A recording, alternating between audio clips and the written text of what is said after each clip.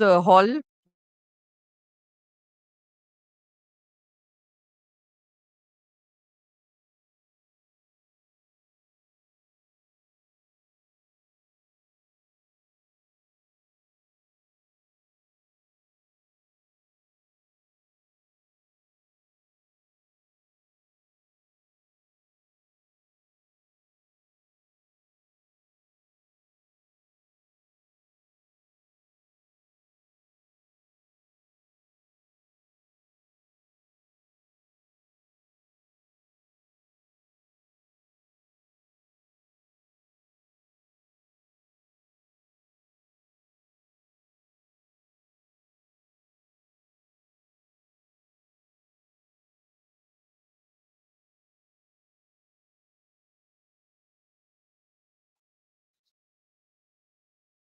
ऊपर रखे नीचे रखे हैं वो तो नहीं वो इतना झुकेंगे नहीं ना.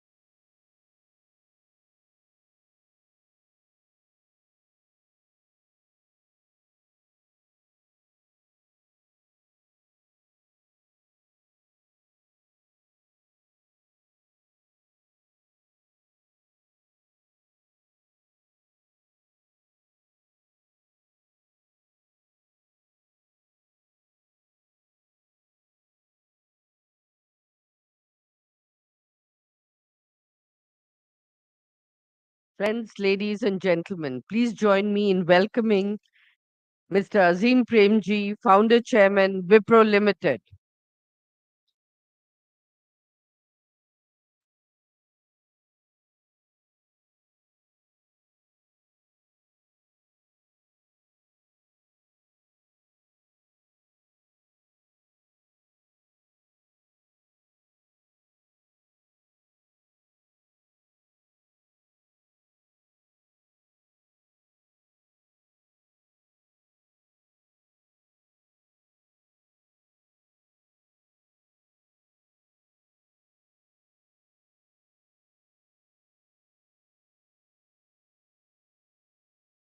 Yeah.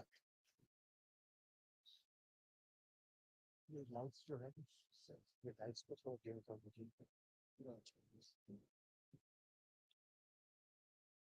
Good evening and welcome back to a very, very special session with a very special person, someone whom we have always admired, respected, and have had the benefit of his guidance, inputs for many, many decades. I'll not, of course, try and make a mistake of introducing Mr. Azim Premji to this audience, known for not just being a doyen who's built Wipro, but brand IT across the world, but much more in terms of what he has done as a philanthropist, as a person, as a giver, if I can say. Having known him for years, I know his sense of wit that he carries, the sense when you speak to him, the pulse that he has of people that he interacts with. His greatest, one of his if I can say, he's one whom I see as a true patriot of the country when he really looks at the future. When we have talked to him about India at 75 for many years in the past and have seen his contribution through the National Council of CII, where he has participated, given his advice, given his inputs. A man who's got phenomenal ability to listen, a person who can also uh, contribute, not just by ideas, but by something as to how we can be strategically relevant in many, many of our sectors and areas of business. Today morning, one word which has come up in session after session has been trust. And he is the one who is, through his philanthropic work through the Wipro Foundation, has really been a huge example of building trust. Today's topic in this session is therefore about his work, the work he has done, how he has led the Wipro Foundation, and how he has been a true philanthropist, a role model. The many questions that come to our mind, but we will keep that for first listening to him for his how he started, if I may say, Mr. Prem, uh, to be when is it when Wipro became Wipro, or was this idea of your starting your foundation and your philanthropic journey much before Wipro became such a household name? Since when was this in your mind? How you really see others who belong to the business community can really replicate or rather take many examples from your journey and really take that take that ideal forward as we need to when we have talked again, as I repeat, building trust of business to the society. With that, ladies and gentlemen, please welcome Mr. Azim Premji to give his thoughts and ideas through a presentation this evening.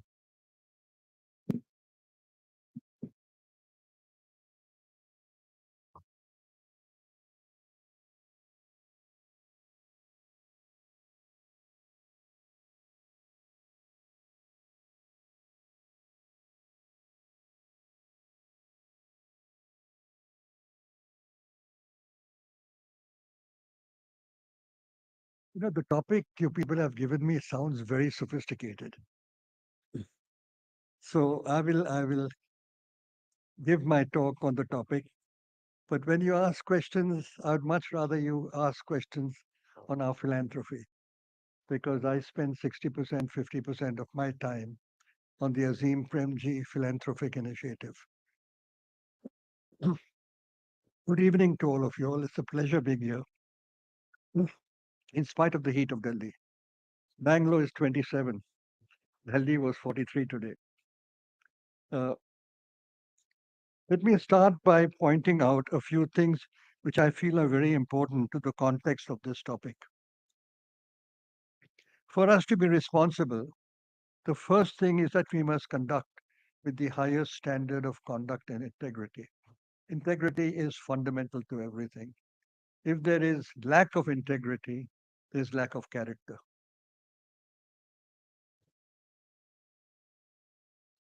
Then, on this foundation, we can act on and build different dimensions of responsibility when when there are many kinds of useful guidelines, such as ESG, environmental social governance framework, the triple bottom line,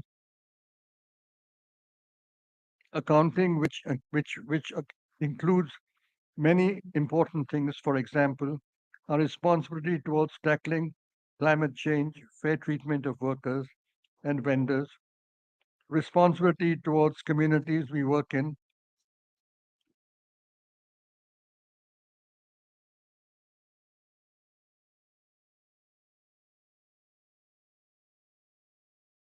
of thinking and working happening on all these matters led by many of you.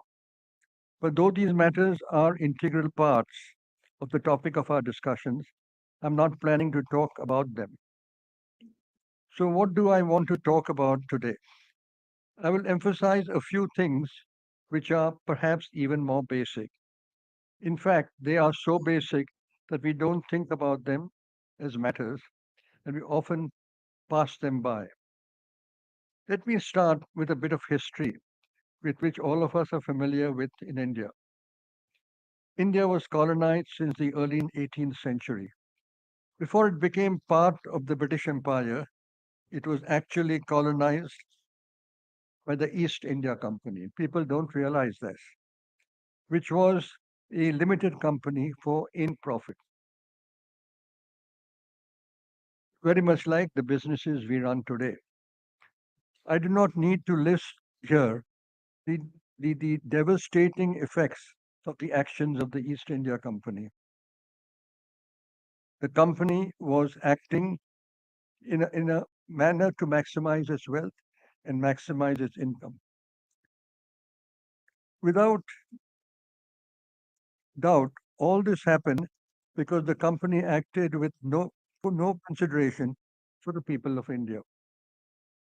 However, the point to note is that they acted within the established framework acceptable to the British government.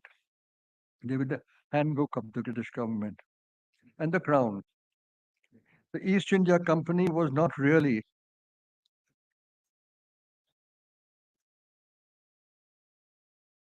violating any regulatory or statutory laws it had of the country. In fact, it was operating well within its charter and its bounds. Today, it is very clear that the East India Company cannot be exonerated for its actions. Just because it was operating within a framework acceptable to those times and when the charter given to them was of the British Crown. For it was violating the most basic values and norms of human dignity and human decency. What was the issue? The essential issue was that the East India Company had acquired so much power and influence that existing norms and regulations of that time were completely insufficient to contain it in its single minded drive for profits and disproportionate wealth. East India Company totally lost sight of the values of humanity and empathy, which should have been an essential ingredient in guiding its actions and endeavors and a true measure of its success as a company. Why do I tell this story, which all of us know? There is an direct, absolutely direct parallel to us. None of the companies that we are responsible for are even a fraction of the influence and power of the East India Company. But that is true individually.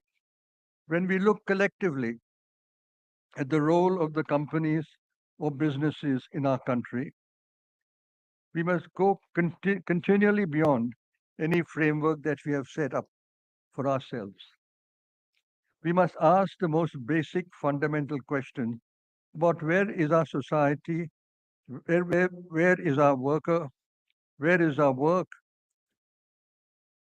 what we are, what are important issues and challenges we face that should be doing about them, how can we influence them, and how can we work for the betterment of our world.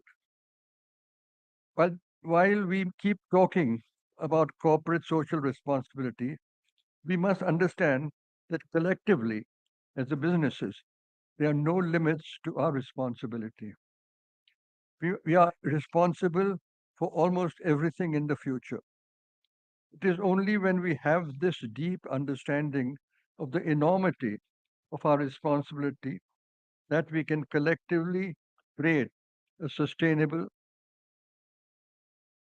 world without which there can be no future. What, so, what should we do about this? First, we should do what we are doing right now. If you start thinking like if you start thinking like this individually, in our own corporations, that is good, but that will not get us very far. So it's absolutely important to discuss this collectively and think of actions together. These includes individual actions and a continuous collective resetting of expectations and, and the bar of responsibility. This requires us to be clear, clean, honest, and firm. Second, apart from on running one's own businesses with ethics and integrity, we must do at our utmost to operate within E or sustainability frameworks. They are critical to business now and have become part of business. This should be ideally include reassessment of what we do with our CSR budgets to ensure that they are spent on fundamental issues of need rather than merely giving away for statutory reasons. Third, we must accept that measures required if we are to act responsibly and build a better world, we have it will have a cost. And that cost we should be willing to bear. These costs must become the very fact that it has to be paid for. This is again a matter of collectively setting expectations and committing to these matters. Fourth, and most importantly, all of us, as individuals who shape the direction of our companies and our businesses, and the collectivity of the world of business, must get deeply connected with the reality of our country and the world. If we do not understand the struggles of the humblest of our fellow men, we would really not understand what our responsibility is in creating the future. This cannot be an intellectual exercise. Only when we go out and experience what the ordinary person lives through, how difficult everything is, how many of our people go to bed without a meal in the night, how unequally we live, only then we will have a sense of these struggles and inequalities and the lack of the most basic human necessities so many of our people live with. We also need to learn to see. Sometimes we get so accustomed to what is around us that we don't actually see it. There is no better way of doing this than leaving our plush rooms, our plush offices, our plush settings, and our plush hotels and going out into the field. It is where the field that it really teaches us what India is and what really needs to be done. Let me give you an example, which is an interesting example. One winter evening, I was sitting with a handful of girls in a small town, along with the colleagues and the founder of a NGO. We were visiting it on a chilly evening, but the warmth of the group was over, overpowering and extraordinary. The young women talked about various kinds of discrimination and injustices they had to face day in and day out. From being forced to drop out of schools into early marriages and not being allowed to move around with no hopes of economic independence. And then they talked animatedly at how they had been coming together and had come together with each other to form a collective.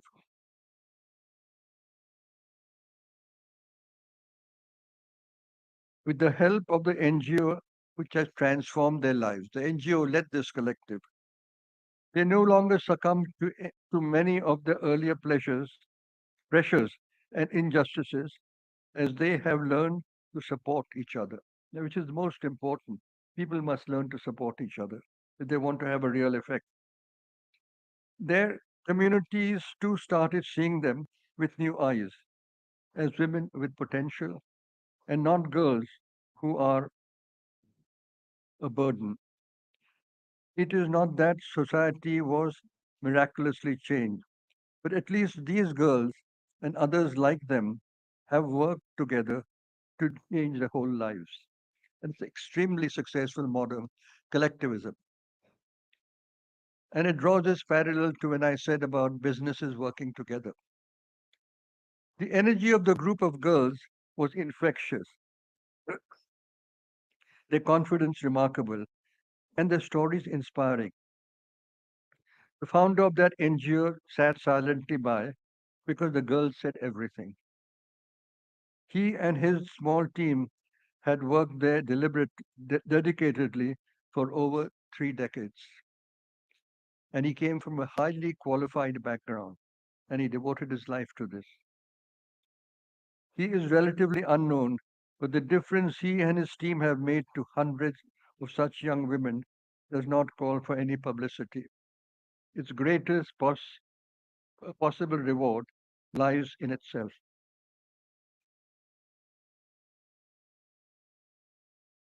When we engage with different people and experience the reality of their lives, it will spark in us that most important factor, human empathy. And once we have empathy, then given the power and influence that business wields in the world of today, there is no limit to what we can do. We can indeed go out and build the just, sustainable, equitable society that is so essential for our country to prosper. And it's a responsibility, it's a giving which we give, which our country deserves. Thank you.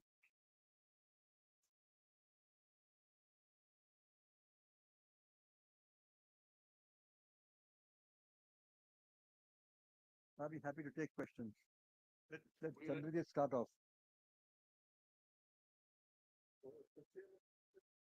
from there.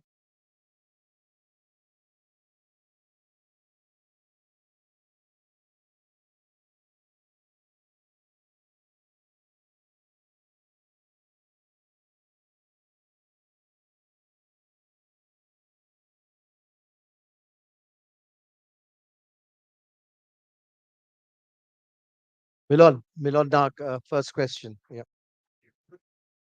You hear me? Yeah. Yeah, okay.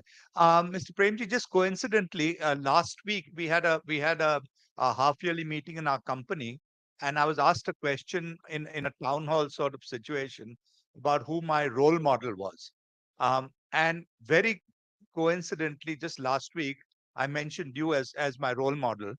And it was purely because of your philanthropy and the history of the philanthropy that you've been practicing it much before it became part of regulation and to a much larger extent. And it's something that I've always wondered about because I was the beneficiary of the philanthropy in the U.S., where all the big universities, all the great universities of the United States, were made thanks to the individual philanthropy, or many of them were at least philanthropy of individual families and individuals.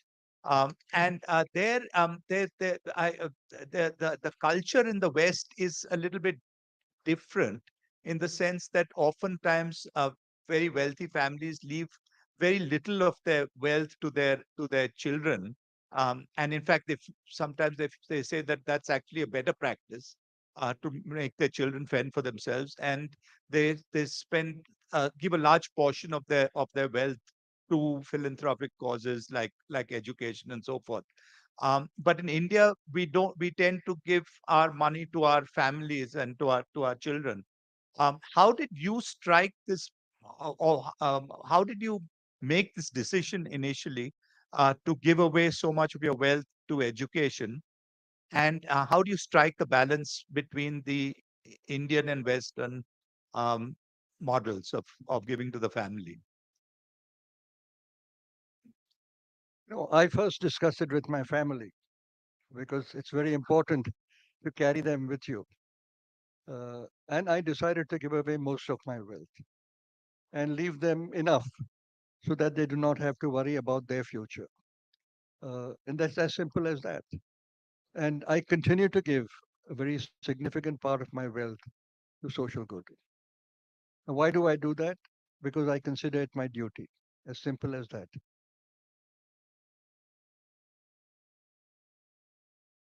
Next question I have from Archana Bhatnagar from Madhya Pradesh.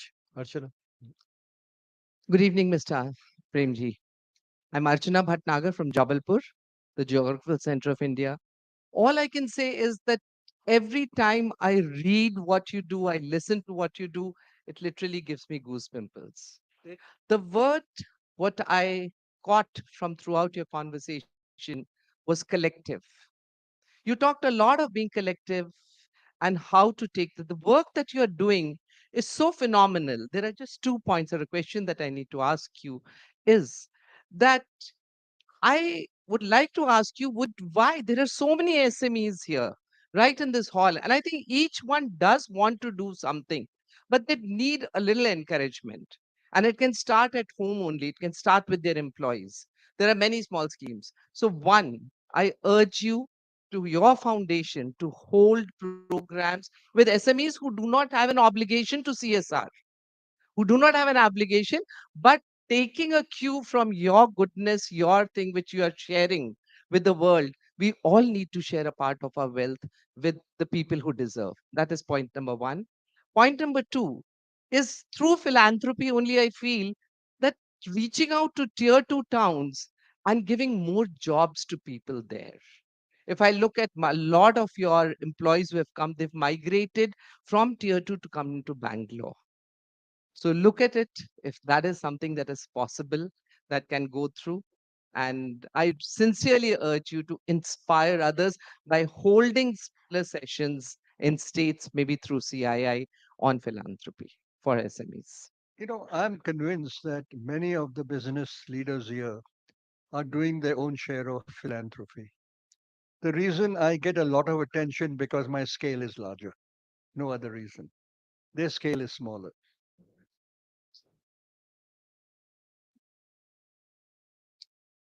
Ashank. The second part of your Yeah. question About this. was today about 60% of our people force, which is about 1900 people in our foundation, are located outside of Bangalore in small, unlivable type villages and cities. Because we believe that it is ground action which is critical, absolutely critical. We will take this percentage up to 85.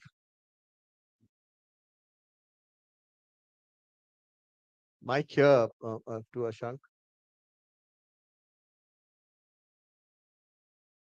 Mr. Ashank Desai. Hello. So I hope I'm okay if I call you Azim. We know each other so well. So you, Ms. Narayan Murthy, all set an example of what is integrity, social contribution, and values. How would you put the journey of Indian corporate over last 30 years or 35 years? We are all in business in terms of are you more concerned now than what it was earlier, or are we moving in a positive direction to contributing back to society? Or to put you in your way, on 1 on 10, where will you put Indian corporate as a whole? I mean, as a country, as a corporate sector, where will you put us? And where would you like us to be?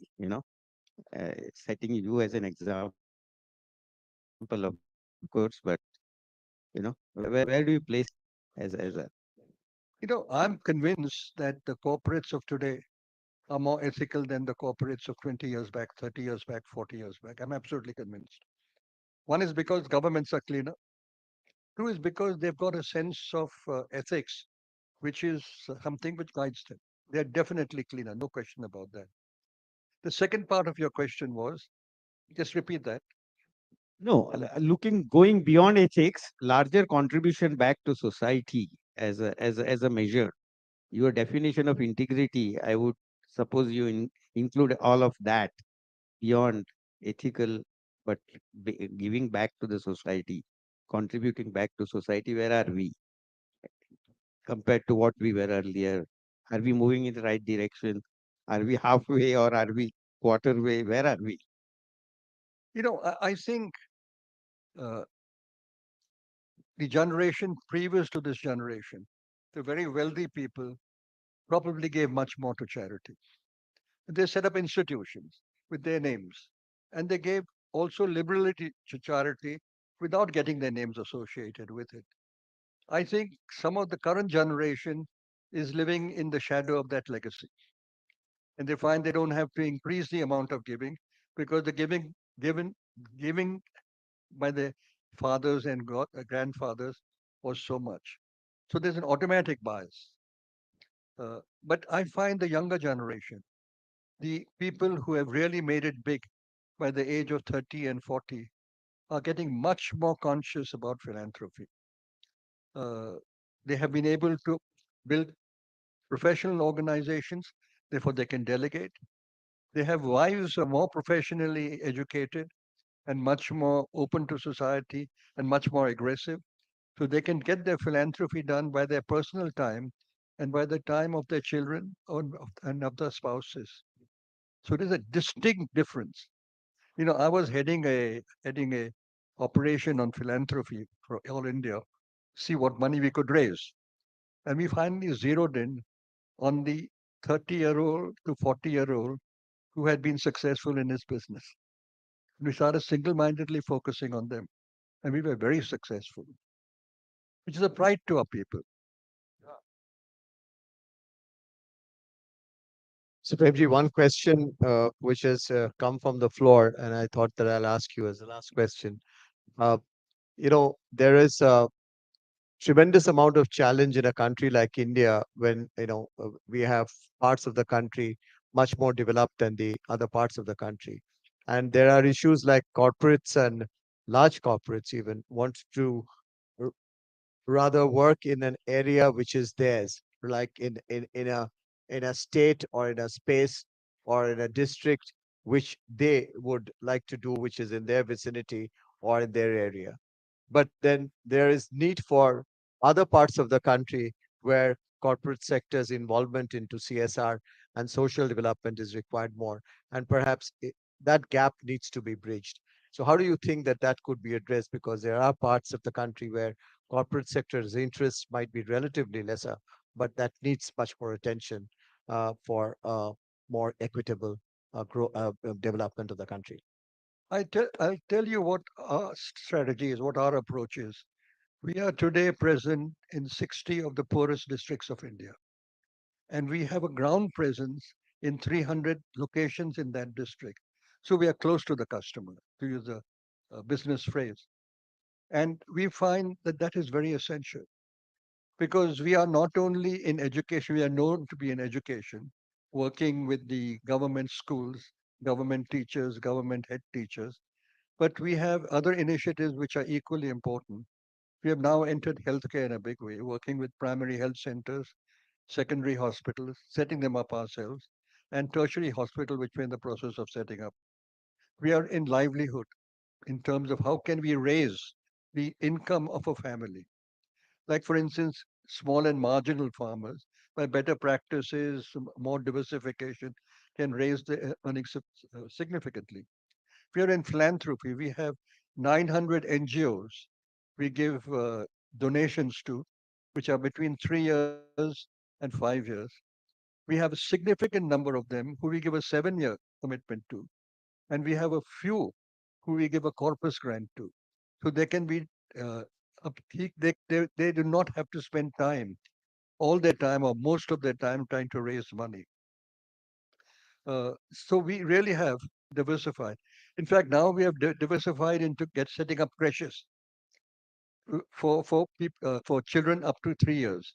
We find that it makes for very high nourishment of the child because the Anganwadis do not give a child any food up to 3 years. Two, it gives the mother an opportunity to work or continue working without having the younger daughter pulled in to look after the younger child. We have now gone into midday meals because we find that system of government works well. It's one of the few systems of government which has very low corruption. And that's because it's supervised by the community. And we have now started giving 1 egg a day to a child because every study points out that one egg a day can make a huge difference to the nourishment of a child. Uh, Similar exercise, we have now gone into the fact that we are giving scholarships to 12th standard girls who cannot afford to go to college or their parents don't let them go to college. So we're giving them a 30,000 rupees a year scholarship for 4 years to be able to study in college. Now you may say that, many of them will come out of college and not get employment. But nevertheless, their whole framework of mindset has changed. The whole way of looking at the world has changed. And they have significantly more confidence. And we are deferring their marriages. Otherwise, they would have got married at 15 and 16 and 17 and 18. They're able to hold their own in their homes. So even if they don't get a job, I think they're better citizens of our country. Thank you very much, Mr. Premji. And I know we have overshot time, and thank you for this short yet such a enriching session that you have given at the end of day one of the annual session, this annual session of CII. Ladies and gentlemen, please join me in thanking Mr. Premji very warmly. Thank you. Thank you very much.